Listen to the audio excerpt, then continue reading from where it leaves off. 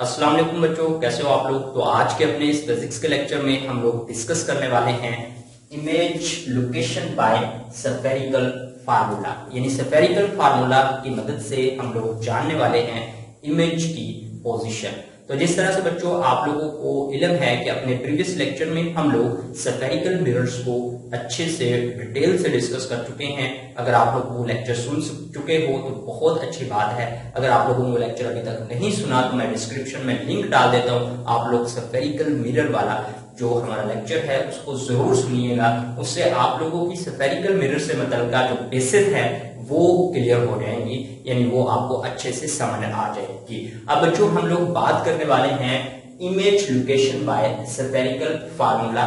तो image location by spherical formula का क्या मतलब लिया जाता है, यानी हम लोग पिछली क्लासेस में ये बात पढ़ चुके हैं कि जो स्फेरिकल मिरर की जो रे डायग्राम बनती है उससे हम लोग जान सकते हैं कि बनने वाली जो इमेज है वो साइज में बड़ी होगी या छोटी होगी, वर्चुअल होगी या फिर हकीकी होगी, या फिर जो बनने वाली इमेज है वो सीधी होगी या उल्टी होगी। ये सारी बातें हम लोग रे डायग्राम की मदद से जो है वो इजीली फाइंड कर सकते हैं। ये हम लोग 8 क्लास में पढ़ चुके हैं। रे डायग्राम की मदद से जो है किसी भी इमेज की जो माहियत है, नेचर है, उसको जानना हम लोग प्रीवियस क्लासेस में पढ़ चुके हैं। लेकिन आज के अपने इस लेक्चर में हम लोगों ने image location by spherical formula discuss करना है। यानी फार्मूला की मदद से हम लोगों ने जानना है कि किस तरह से हम लोग ये बता सकते हैं कि जो बनने वाली इमेज है वो उल्टी है या सीधी है, या जिस्म की जिसामत से बड़ी है या छोटी है। उसके बाद इमेज जो बन रही है वो मिरर के पीछे बनेगी या मिरर के आगे बनेगी या रियल होगी, वर्चुअल। ये सारी बातें हम लोग एक फार्मूला की मदद से जो बात कर लेते हैं स्फेरिकल मिरर फार्मूला की। और स्फेरिकल मिरर फार्मूला जो है वो है 1/f is equal to 1/p plus 1/q। तो बच्चों यहाँ पे हम लोगों ने जानना है कि जो f है ये क्या है, जो p है ये क्या है, और q का क्या मतलब है। देखिए बच्चों स्फेरिकल मिरर जो है वो तो हम लोग पढ़ चुके हैं डिटेल से रे डायग्राम बनाकर, लेकिन हम लोगों ने इनको समझना है कि ये जो f है, q है और p है, ये कीमतें क्या है, ये क्या क्वांटिटीज है। तो देखो बच्चों ये तीनों जो है डिस्टेंस है, ये बात आप लोग अपने माइंड में बैठा लो कि ये तीनों क्या है, डिस्टेंस है। तो यहाँ पे मैं एक मिरर बना देता हूं, रे डायग्राम बना देता हूं। तो इस रे डायग्राम से हमने f, p और q को जानना है। तो ये मैंने मिरर बना दिया है और ये इसका पोल है और ये जो है इसका सेंटर ऑफ कर्वेचर है, और ये जो है ये प्रिंसिपल एक्सिस है, और यहाँ पे कोई ऑब्जेक्ट है। तो बच्चों ऑब्जेक्ट से 3 किस्म की रेस जो है वो खारिज होती हैं। अब बच्चों जो यहाँ पे ऑब्जेक्ट है उससे 3 किस्म की रेस खारिज होंगी प्रिंसिपल एक्सिस के पैरेलल। टकराने के बाद फोकस पॉइंट F से गुजरेगी। उसके बाद बच्चों जो तीसरी किस्म की रे है वो ये है कि जाके पोल से टकराएगी और टकराने के बाद जो है वो ऐसे रिफ्लेक्ट हो जाएगी, और उसके बाद उसको यहाँ पे एक रे गुजरेगी जो प्रिंसिपल फोकस से गुजर रही है, और यहाँ से टकराने के बाद प्रिंसिपल एक्सिस के पैरेलल हो जाएगी। अब यहाँ पे इस ऑब्जेक्ट की बनने वाली है इमेज। अब बच्चों यहाँ से हम लोगों ने जानना है कि f क्या है। f जो है बच्चों वो है फोकल लेंथ से पोल तक का डिस्टेंस, यानी फोकल लेंथ से मिरर तक का जो डिस्टेंस है उसको फोकल लेंथ कहते हैं और f से रिप्रेजेंट किया जाता है। उसके बाद बच्चों इमेज से लेकर ये मिरर तक का जो फासला है इसको q से रिप्रेजेंट किया जाता है।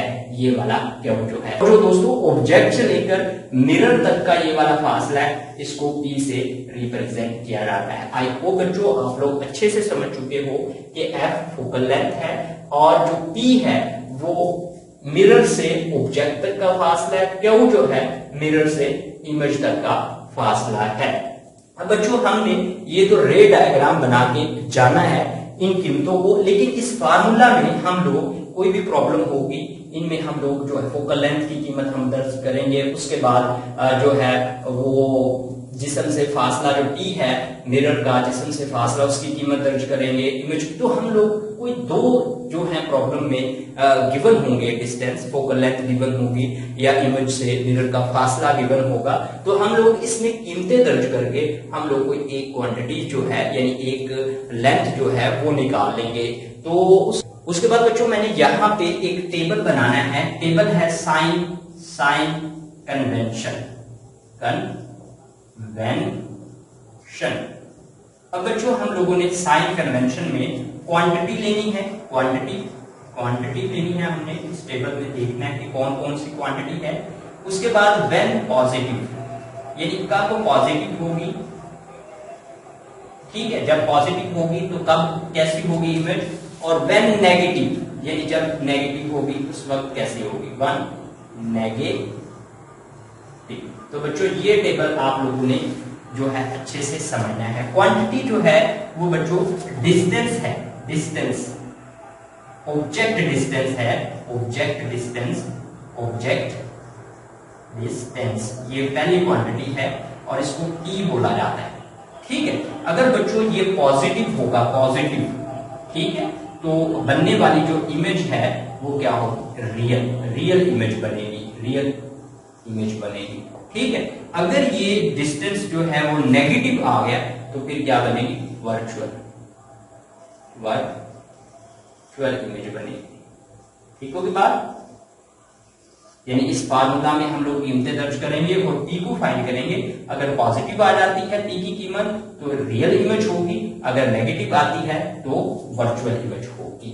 उसके बाद बच्चों यहाँ पे जो है वो है इमेज डिस्टेंस।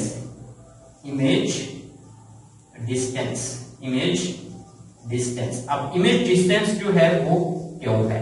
अगर बच्चों ये पॉजिटिव आ गया इमेज डिस्टेंस, यानी हम लोग जब क्यू को फाइंड करेंगे तो इसकी मस्बत में अगर कीमत आती है तो रियल इमेज होगी, और अगर बच्चों ये यहाँ पे आ जाता है नेगेटिव तो जो इमेज है वो क्या होगी, वर्चुअल होगी, वो इमेज क्या होगी, वर्चुअल इमेज होगी। उसके बाद बच्चों यहाँ पे हमने जानना है फोकल लेंथ, यानी फोकल लेंथ जो है, फोकल लेंथ जब हम लोग एफ फाइंड करेंगे, ये एफ वाला अगर ये मस्बत आ जाती है तो यहाँ पे होगा कनकेव मिरर, यानी आप लोगों ने याद रख लेनी है कि कनकेव मिरर जो होता है उसकी फोकल लेंथ मस्बत होती है। अगर ये मनफी आ जाती है फोकल लेंथ तो फिर क्या होगा, कन्वेक्स मिरर। यानी आप लोगों ने ये साइन कन्वेंशन वाला टेबल जो है ये बच्चों अच्छे से याद रखना है। इसकी मदद से ही हम लोग जान पाएंगे कि जो बनने वाली इमेज है वो रियल है या वर्चुअल है।